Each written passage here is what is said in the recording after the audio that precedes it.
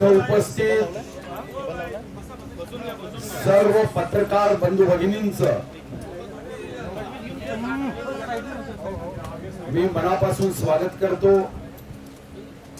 समोर कॅमेरा घेऊन जे पत्रकार बंधू उपस्थित आहे त्यांना माझ्या वतीने व मागे जे पत्रकार परिषदेमध्ये उपस्थित आहे त्यांच्याही वतीने सूचना करतो, आवाहन करतो की त्यांनी शांतपणे मागे बसावं, तिथं कॅमेरे लावावे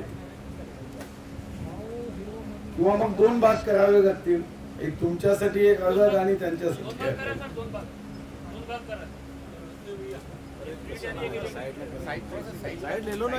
लोकप्रतिनिधींनी नागझिरा वन्य क्षेत्रामध्ये पर्यटन वाढण्याच्या दृष्टिकोनातून वाघ सोडावे अशी सूचना मांडली होती। गेल्या साधारणतः 10 महिन्यापासून वन विभाग 3 विषयावर काम करत होती। एक, ज्या ठिकाणी नैसर्गिक अधिवासाचं क्षेत्र कमी आहे आणि वाघांची संख्या जास्त झाली, त्यांना आपण दुसऱ्या ठिकाणी जिथे नैसर्गिक अधिवास उपलब्ध आहे या ठिकाणी आपल्याला वाघांना सोडता येईल का, त्यासाठी भारत सरकारची परवानगी हवी होती। भारत सरकारने 5 वाघ सोडण्याची परवानगी ही पहिल्या टप्प्यामध्ये वन्यजीव विभागाला दिली। विश्वगौरव नरेंद्र मोदीजींनी कर्नाटकच्या म्हैसूरमध्ये 1972 मध्ये स्वर्गीय इंदिरा गांधींनी टायगर प्रोजेक्टच्या माध्यमातून वाघांची लुप्त होणारी संख्या, वाघाची नष्ट होणारी प्रजाती याचं संरक्षण व्हावं, संवर्धन व्हावं, 1972 मध्ये टायगर प्रोजेक्ट सुरू झाला आणि 50 वर्ष त्याला पूर्ण। महाराष्ट्राने विशेष करून 2014 मध्ये मी या विभागाचा जेव्हा मंत्री झालो तेव्हा 190 वाघ होते। मागच्या 2 वर्षापूर्वी जनगणना झाली तेव्हा 312 आणि आता अंदाजे 500च्या जवळपास वाघांची संख्या ही महाराष्ट्रामध्ये निश्चितपणे झाली असा एक अंदाज आहे। विदर्भाचं वैशिष्ट्य असं आहे की जगाच्या 193 देशामध्ये 14 देशात वाघ आहे। या 14 देशापैकी सर्वात जास्त वाघ हे भारतात आहे, साधारणतः 65%, आणि भारतातले सर्वात जास्त वाघ हे विदर्भात आहे। म्हणजे विदर्भ फक्त भारताची टायगर कॅपिटल नव्हे तर जगाची टायगर कॅपिटल झाली असं म्हटलं तर वावगं ठरणार नाही। साऱ्या जगाची टायगर कॅपिटल म्हणजे विदर्भ। याच विदर्भाचा एक भाग म्हणजे नागझिरा, यामध्ये पर्यटन वाढावा हा एक भाग होता। आज आपण 2 वाघिणीला या जंगलामध्ये स्थानांतरण करत दुसरा भाग रिसर्चचा आहे की महाराष्ट्रामध्ये हा प्रयोग महिब गुप्ता, डॉक्टर बिगाग यांच्या नेतृत्वात सर्व आमचे वनकर्मचारी, वनरक्षक, वन्यजीव प्रेमी याचा अभ्यास करणार आहे, ज्यासाठी आम्ही रेडिओ कॉलर लावले आहे। या 2 वाघिणीच्या साठी जे अधिवास आहे हे नागझिऱ्यामध्ये अतिशय उत्तम आहे। 653 स्क्वेअर किलोमीटर हे नवेगाव नागझिराचं कोर सेक्टर आहे। 1241 स्क्वेअर किलोमीटर हे बफर आहे आणि यासोबत वाघांची जी संख्या आहे म्हणजे आपल्याला नवेगाव नागझिरा यामध्ये कॅरिंग कॅपॅसिटी जी आहे ती 20 वाघाची आहे आणि आता सध्या 2 मेल आणि 8 फिमेल असे 10च आहे। म्हणजे अजून 10 वाघ या कॅरिंग कॅपॅसिटी मध्ये या जंगलामध्ये आपल्याला नैसर्गिक अधिवासात नैसर्गिक रीतीने या जंगलाचा उपयोग वाघाच्या संरक्षण व संवर्धनासाठी आपल्याला साधारणतः करता येतो। याचं मॉनिटरिंग करण्यासाठी सीसीटीव्ही कॅमेरे लावले, रिसर्च करायचा आहे म्हणून 400च्या आसपास पॅड लावले आहे। रिलायन्स फाउंडेशननी आपल्याला काही गाड्या दिल्या, अत्याधुनिक टेक्नॉलॉजी दिली, 40 लोकांचं आपण ट्रेनिंग केलंय, 100 वाघ्र मित्र आपण केले आहे की ज्यांना आपण साधारणतः गावातलेच आहे आसपासच्या, आणि या 100 वाघ मित्रांना आपण सन्मान निधी देतो 2000 रुपये। यांच्यासोबत हा रिसर्च होणार आहे। आणि तिसरा मुद्दा या स्थानांतरणाचं कारण, आणि ते कारण म्हणजे ज्या ठिकाणी जास्त संख्या झाली त्या ठिकाणी मग इन फायटिंग सुरू होते। तरुण वाघ आणि वयस्कर वाघ यांच्यामध्ये इन फायटिंग मध्ये मग अनेकदा हे जे वयस्कर वाघ आहे शहराजवळ जातात आणि मानव वाघ संघर्ष सुरू होतो। हा मानव वाघ संघर्ष कमी करण्यासाठी सुद्धा या स्थानांतरणाचा एक निश्चितपणे मोठा उपयोग आहे। जगामध्ये काही देशामध्ये आर्टिफिशियल ब्रीडिंग सुरू झालं। मी मागच्या महिन्यामध्ये बाली इथं गेलो आणि तेव्हा सुमात्रामध्ये सर्व वाघ आहे, इंडोनेशियामध्ये गए, तिथं त्यांनी ब्रीडिंग सुरू केलं आर्टिफिशियल। पण एक गोष्ट वाघाचा रिसर्च करणाऱ्यांनी सिद्ध केली आहे की आर्टिफिशियल ब्रीडिंग मध्ये नेक्स्ट जनरेशन ही दर्जेदार, सुदृढ, सशक्त होण्यामध्ये अडचणी निर्माण होतात। जेव्हा महाराष्ट्र वन विभागाने सुद्धा आर्टिफिशियल ब्रीडिंगचा विचार करून प्रस्ताव पाठवला होता तेव्हा या विषयावर या संदर्भातच चिंतन झालं। आणि हाही इनब्रीडिंग होऊ नये, हाही या 2 वाघिणी सोडण्याच्या मागे एक महत्वाचं कारण आहे की जर याच ठिकाणी असणारे वाघ वाघिणी हे जर ब्रीडिंग करत राहिले तर मग जो दर्जा पाहिजे हा दर्जा यामध्ये निर्माण होणार नाही। ताडोब्यामधले वाघ आणि ज्या ठिकाणी टायगर कॉरिडॉर नाही अशा टायगर प्रोजेक्ट मध्ये वाघामध्ये आता फरक जाणवायला लागला।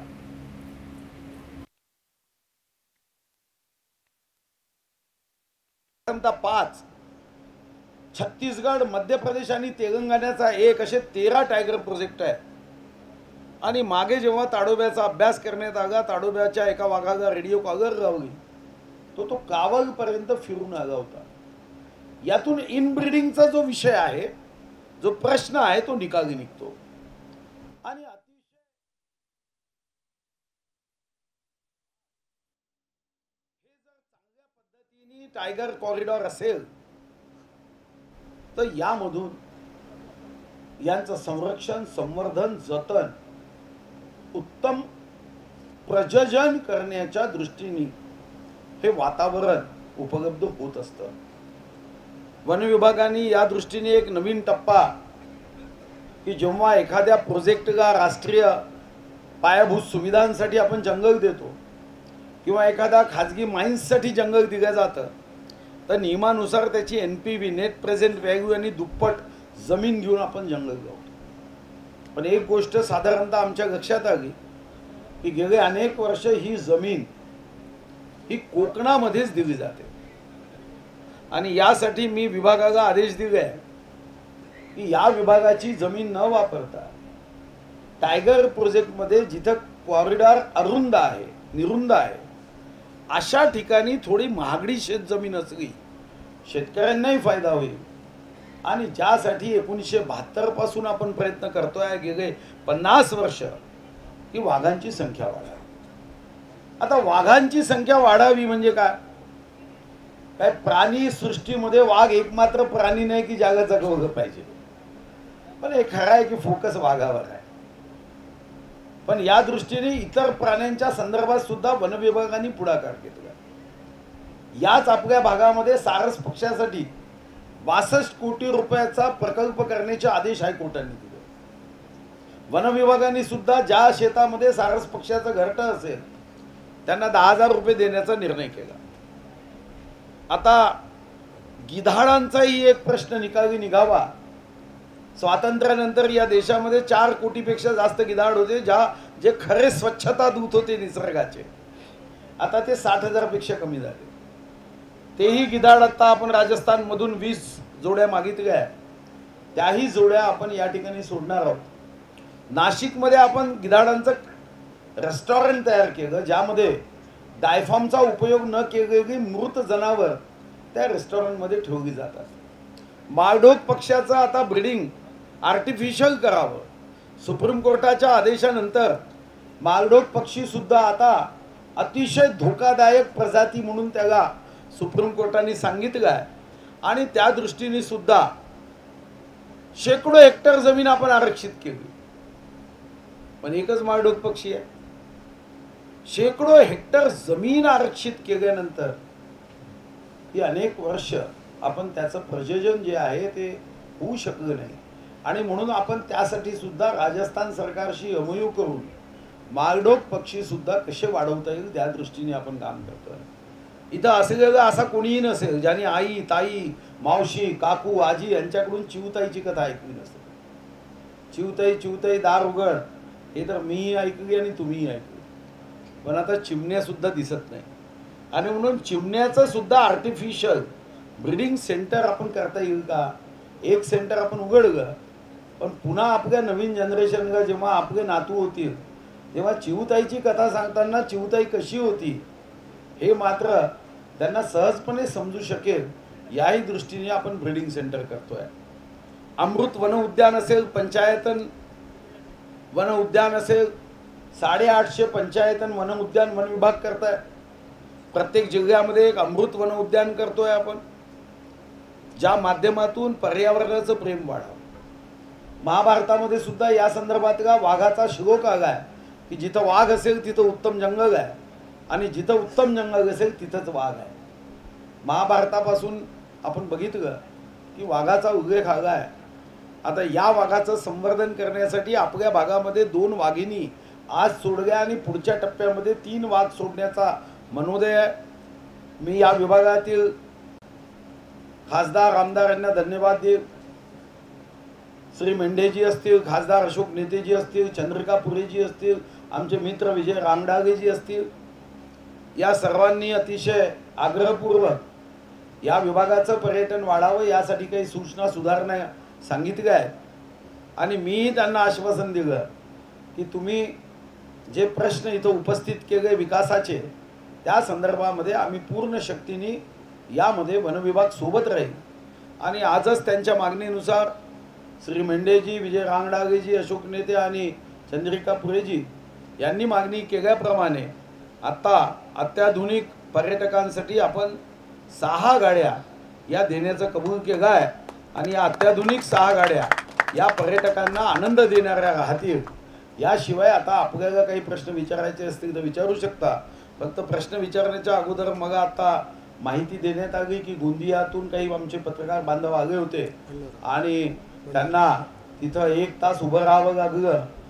ज्या कर्मचारी अधिकाऱ्यांनी ही चूक केली त्यांच्या वतीने मी ही दिलगिरी व्यक्त करतो. मला माहिती आत्ता मिळाली, पण निश्चितपणे आजच्या या चुकीतून जे वनकर्मचारी अधिकारी इथं आहेत आणि जे इथं नाहीत त्यांना मी पुढच्या ऑफिसर मीटमध्ये नक्की सांगेल की पत्रकार बंधू हे आमच्या लोकशाहीचे चौथे स्तंभ आहे. त्यांच्याशी वागताना, बोलताना, कृती करताना, आचरण करताना सन्मानानेच केलं पाहिजे. याला जर तर किंतु परंतु माफी नाही, हे मात्र मी निश्चितपणे सांगेल. आणि मी माझ्या वतीने, वन विभागाच्या वतीने आणि विशेष करता आमची चूक नाही आहे, माझी तर नक्कीच नाही, मला माहीत नाही, पण त्यांच्या वतीने आपल्याला जो नाहक त्रास झाला त्याबद्दल मी दिलगिरी व्यक्त करतो. यहाँ के भी पालक मंत्री है, तो आप जैसे उसको अपना बच्चा समझ के डेवलप कर रहे हैं, उस ढंग से इस सेंटर को भी डेवलप करेंगे तो हमारे जिले को बहुत फायदा होगा. जैसे आप बड़े बड़े वहाँ सेलिब्रिटीज लाते, ये लाते हैं, एक आध बार सचिन तेंदुलकर को यहाँ भी लाइए. हाँ जी, तो हमारा वर्ल्ड में हमारा नागिरा इसका नाम जाएगा. और सेकंड सर, यहाँ कैमरे का किराया 300 रुपया लिया जाता है, ताड़ोबा में 100 रुपया लिया जाता है. तो ये भी एक पर्यटकों के लिए अच्छी सुविधा नहीं है. जैसे वहाँ पे सुविधाएं है ताड़ोबा में, वैसी सुविधाएं यहाँ नहीं है। बहुत सी कमियां हैं सुविधाओं की, इसलिए ये हम लोग आगे नहीं बढ़ नहीं, अभी आप एक काम करिए, जो सुविधाओं की कमी है आप एक बार यादी बना के हमारे दोनों सांसद बंधुओं को दीजिए, विधायकों को दीजिए, वो सारी व्यवस्थाओं को टप्पे टप्पे से पूरा करने के लिए मदद करिए, कोई चिंता नहीं। और आपने बोला अब ये भी मेरा बच्चा है ना, तो दोनों बच्चों को तो सभी के कपड़े पहनाना पड़ेगा, ऐसा कैसा होगा? अरे वाघाच्या ह्याच्यात कुठे नोट गावते रे? अरे आता मग काय होतं, फोकस बदलतं। 2000च्या नोटेवर जर मी बोललो तो फोकस बदलतो। आज आपला फोकस पर्यावरण, पर्यटन, वाघ। सर ये जंगल क्षेत्र में एक बहुत बड़ी जंगल क्षेत्र में फैक्ट्री चल रही थी 2 साल से, उसको अभी पकड़ा गया। 1.5 एकड़ में फैक्ट्री चल रही थी, 1.5 साल से वन विभाग क्या कर रहा था, वहाँ सीमेंट के ट्रक आ रहे थे, लेबर आ रहे थे, गट्टू बन रहे थे, बोरवेल खोदे, तो पर्यावरण विभाग को इतना धक्का पहुँच रहा है। और सड़क क्षेत्र में जंगलों में काम चल रहा है। दूसरा, सड़क क्षेत्र में अभी 57 झाड़ काटे गए, शायद उसकी जानकारी आपको है कि नहीं साबुत की, 57 झाड़ काटे गए, उस बारे में आप क्या कड़क कदम उठाने जा रहे हैं? नहीं, जो जानकारी आती है उसके लिए हमने वंदे मातरम 1926 शुरू किया। महाराष्ट्र में अपना पहला, देश में पहला महाराष्ट्र है जिसने 1926 शुरू किया, जिसमें ऐसी हरकतों की नोंद होती है और 48 घंटे में वो पहुंचा जाता है। नहीं ठीक है, अभी ये तो मैं आपको भी आह्वान करूंगा, यहाँ से जाते समय आप लोगों को आपके माध्यम से लोगों को ये बताइए कि व्यवस्था निर्माण की गई है, उसके लिए पत्रकार परिषद होने तक वो विषय रोकने की आवश्यकता नहीं। आपको जिस क्षण, जिस मिनट, जिस सेकंड ऐसा लगता है कि वन विभाग क्षेत्र में कोई व्यक्ति, कोई अपराधी, कोई गुनहगार है, तो 1926 ये नंबर सबको बताइए, उस पर फ़ोन करिए, वहाँ पे उस सेक्शन में नोंद होती है और उसको मॉनिटर किया जाता है। क्योंकि बहुत बार कभी कभी गलत भी बातें उसमें आती है, क्योंकि किसान अपने खेत के पेड़ तोड़ता है तो वो वन विभाग को बोलते हैं पेड़ तोड़ रहे, तो किसान को तो वो अधिकार है पेड़ तोड़ने का। तो कभी कभी कोई विभाग पायाभूत सुविधाओं को निर्माण करने के लिए परवानगी लेकर तोड़ता है, तो इसलिए बात को परखना चाहिए, जांचना चाहिए। अब आपने जो विषय दिया वो मेंढे जी को मैं कहूँगा कि एक बार वन विभाग के अधिकारियों से वो बात करके आपको जानकारी देंगे, पर आपके माध्यम से लोगों को ये बताइए। दूसरा निर्णय हमने किया, हर विधायक के अध्यक्षता में एक कमेटी बनाई है, या वो कमेटी जिलाधिकारी, विधायक, एसडीओ, तहसीलदार, जहाँ पे हेडक्वार्टर नहीं होगा वहाँ पे एसडीओ, तहसीलदार, उन्होंने इसकी मीटिंग लेकर वहाँ के पर्यावरण की रक्षा के लिए जो ये योगदान वो तालुका दे सकता है वो दे। फिर से एक बार वो जो जीआर निकाला हुआ है वो सबको मैं भेज दूंगा। सर, पर्यावरणाशी संबंधित प्रश्न आहे। नंदुरबार जिल्ह्यातील फळदाणी गावात आपण वनांच्या अंतर्गत जवळपास 100 ते वरून लोकांना जमिनी दिल्या, मात्र तिथे आता इलेक्ट्रिक बिल वगैरे इलेक्ट्रिक येण्यासाठी शासन नाही म्हणतं, म्हणजे वन खातं नाही म्हणतं, त्यामुळे त्यांना काहीही करता येत नाही, म्हणजे शेती करता येत नाही, पाणी करता येत नाही। नाही, भारत सरकारचा 1980चा एक ॲक्ट आहे, फॉरेस्ट कन्झर्वेशन ॲक्ट, त्यांना देता येत नाही असं नाही आहे, पण त्यासाठी परमिशन त्या MSCBला घ्यावी लागते। साधं केबल टाकायची असेल तरी परवानगी घ्यावी लागते जंगल क्षेत्रातून, आणि हा राज्य सरकारचा कायदा नाही, हा भारत सरकारने 1980ला संसदेत पारित केलेला कायदा, एवढाच भाग आहे।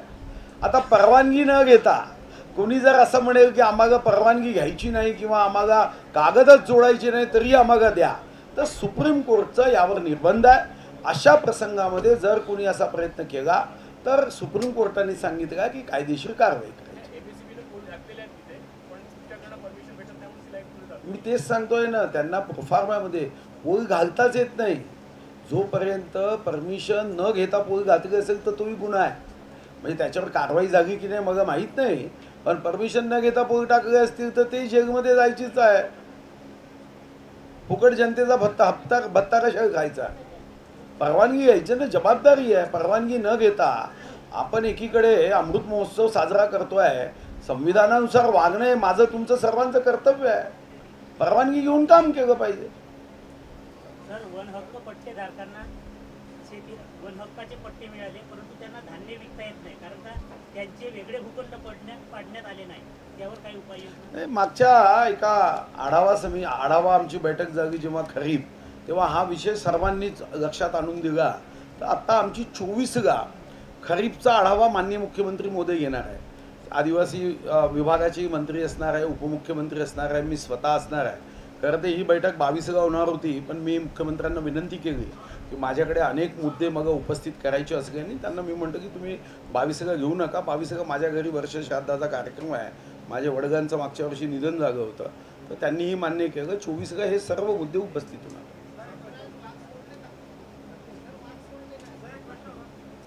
आता वाघ सोडूनच इकडे आलो तुमच्यासारख्या वाघांना भेटायला. सर, नागजिरातील इतर वाघांप्रमाणे या वाघांचे टोपणनावं काय असतील?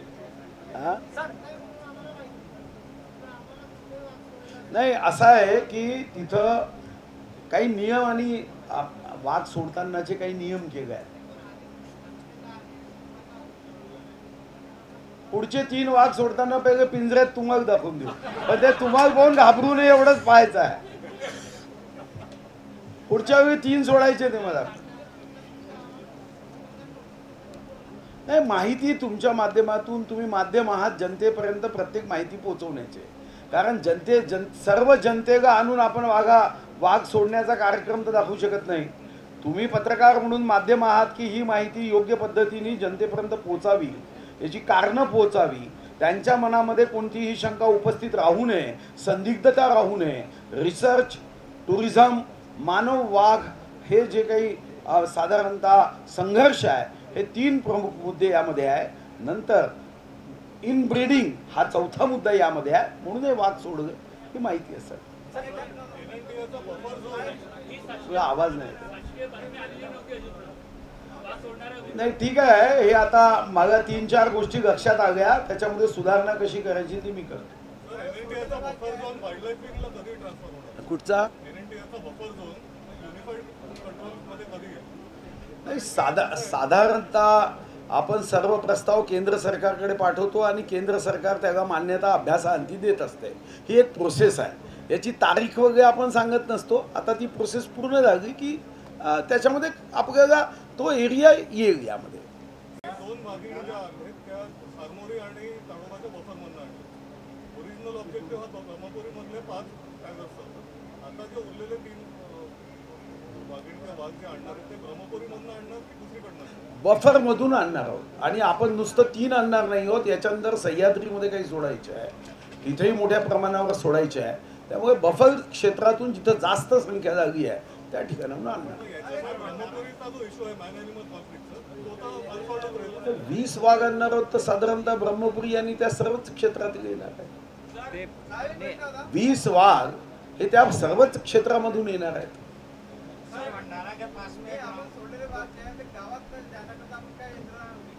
नाही, साधारणतः वाघाला जर नैसर्गिक अधिवास असेल तर वाघ हा तसा शाय प्राणी आहे, तो जाऊन कोणाच्या वाटी जात नाही.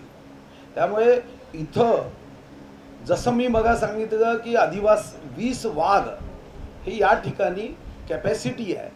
आत्ता 10च वाघ आहे. तुम्हाला मी तीच माहिती देतोय की साधारणतः वाघ हा शहराकडे कधी जात नाही. हा शाय प्राणी आहे, गाजतो तो जात नाही.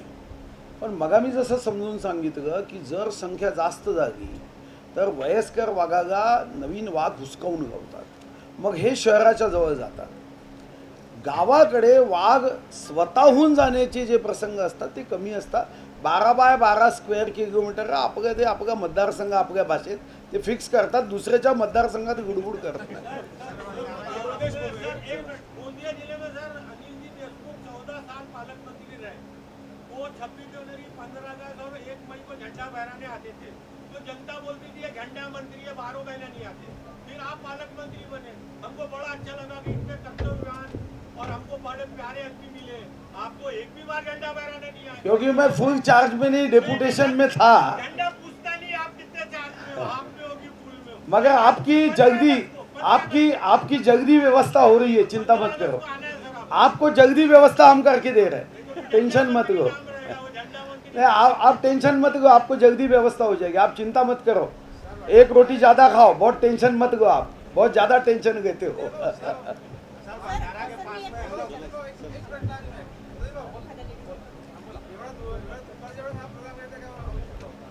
रात्री घेता येत नाही म्हणून दुपारी एवढंच आहे। ठीक आहे, आता तुम्हाला एवढं ऊन लागते याची काळजी पुढच्या वेळी।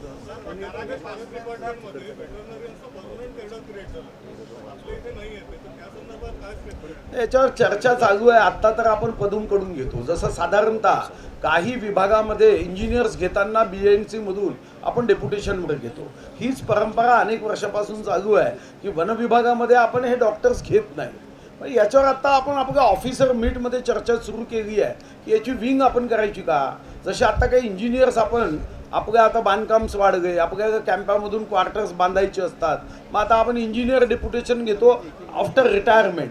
मग याच्यातही आपल्याला करता येईल का हा विचार आता सध्या चर्चेत आहे। मागच्या ऑफिसर मीटमध्ये जे मुद्दे काढले त्याच्यात हाही मुद्दा आहे।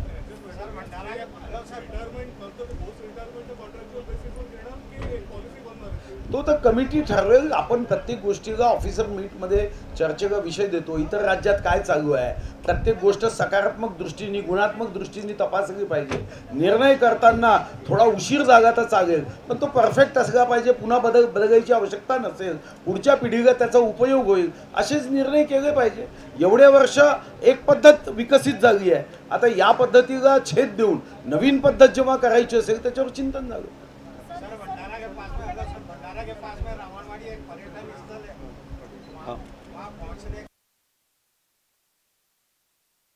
रास्ते के बारे में अगर कोई विषय है, मैं गाड़ी में बोला कि ये प्रश्नों को आप एकत्रित करिए, रास्ते है, पानी है, वहाँ के और बाकी, तो ये सांसद और MLA हमारे मीटिंग में ये बताएंगे। प्रॉब्लम ये है कि जो गांवों से रास्ता आता है वो कम से कम 18 से 20 किलोमीटर आता है, और ढारगांव के यहाँ से आता है केवल 5 किलोमीटर आता है। 5 किलोमीटर आने में आपके रायपुर और इस साइड से लोगों को बिल्कुल शॉर्टेस्ट रूट पड़ता है, वरना भंडारा होते हुए रावणवाड़ी आना पड़ता है, मतलब 4-5 गाँवों को खींचना पड़ता है। तो इसकी तोड़ दीजिए, क्योंकि यदि आप बताइए ना, आपके MLA सांसद को बताइए, वो हम तक पहुँचा के। नहीं तो उसका कारण फिर उन्होंने कुछ बताया होगा ना, क्या है कारण? कोई नहीं ना सर, 5 किलोमीटर की सड़क यदि और कोई डिस्टर्बेंस नहीं है सर, वहाँ पे वहाँ ऑलरेडी MLA की एक फैक्ट्री चल रही है। हाँ, प्रॉब्लम वो नहीं है, प्रॉब्लम ये है कि जनता को शॉर्टेस्ट रूट मिलता है, तो वो वाला क्लियर कर दीजिए। और नहीं क्यों नहीं मिल रहा, वही तो मैं आपको उल्टा पूछ रहा हूँ। किसी को जानकारी होंगी तो बताएंगे, नहीं तो फिर मुझे जानकारी देना पड़ेगा ना। इसीलिए मैं आपको कहा कि यह विधायक और सांसद है, सभी है, जब वहाँ के जो सांसद विधायक है उनको एक बार ये बताइए, तो मुझसे विचार विमर्श करेंगे और उसके बाद निर्णय करेंगे, क्योंकि आपको भी जानकारी नहीं क्यों नहीं हो रहा है। अब जिस विभाग में प्रफुल्ल भाई पटेल जैसे है, जहाँ प्रदेश अध्यक्ष रहे हैं, वहाँ नहीं हो रहा, तो मुझे भी तो जानकारी देना पड़ेगा। 14 वर्ष एक पायलट मंत्री रहे आपने मुझे जानकारी दी, मुझे समझना तो होगा कि भाई क्यों नहीं हो रहा है।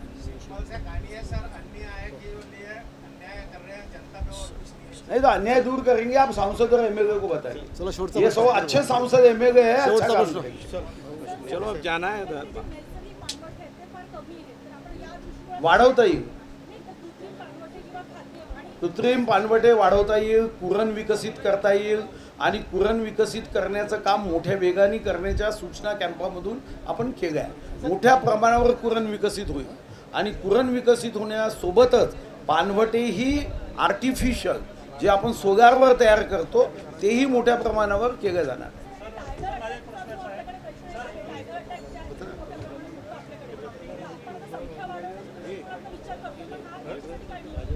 मी मगा सांगितलं ना की कॉरिडॉर निरुंद आहे, ते जर योग्य पद्धतीने केले तर आपल्याला जंगल क्षेत्रच वाढतं। शेवटी आपण खाजगी जमीन अधिग्रहण तर जंगल करण्यासाठी करू शकणार नाही, पण कॉरिडॉरमध्ये आता मग तुम्ही नव्हता मग वाटतं हां, मी सांगितलं की आत्ता आपण जेव्हा एखाद्या पायाभूत कामासाठी जमीन देतो, वनजमीन, तेव्हा दुप्पट जमीन आपण घेतो। दुप्पट जमीन घेताना ती कोकणात घेतली जाते। तो तुम बाद में भी बोल सकते नहीं बात, इनके साथ में क्यों बोल रहे, बाद में बोलो ना। आपल्याकडे मग वाटते तुम्हाला पद्धत माहित नाही, आपण टोपण नाव देत नाही, हे बारसं करायची नाही, ती जनरल पब्लिक देते। वन विभाग बारसेचे कार्यक्रम करत नाही वाघाच्या। नाही तुम्ही दिला असेल तर मग माहित नाही, आपण T1 T2 असंच म्हणतो। असं कधीच देत नाही. वन विभागाची एखादी पर्सनल डिग्री असेल तर त्या कर्मचाऱ्यांचं प्रशिक्षण मी निश्चित घेईन. कारण नियम साधा आणि स्पष्ट आहे की वाघाला नाव देण्याचं बारसं करण्याची आतेबाई व्हायचं काम कोणी करू नये. ते लोकांनी कोणाला काही टोपण नाव देतात, त्याला काय, त्याला तर काही आपल्या हातात आहे का काही. ते टोपण नाव तर राजकारणातही देतात, त्याला काय करायचं आहे. T1 T2 असते, त्याचं नाव आहे T1 T2 T3 असं नाव.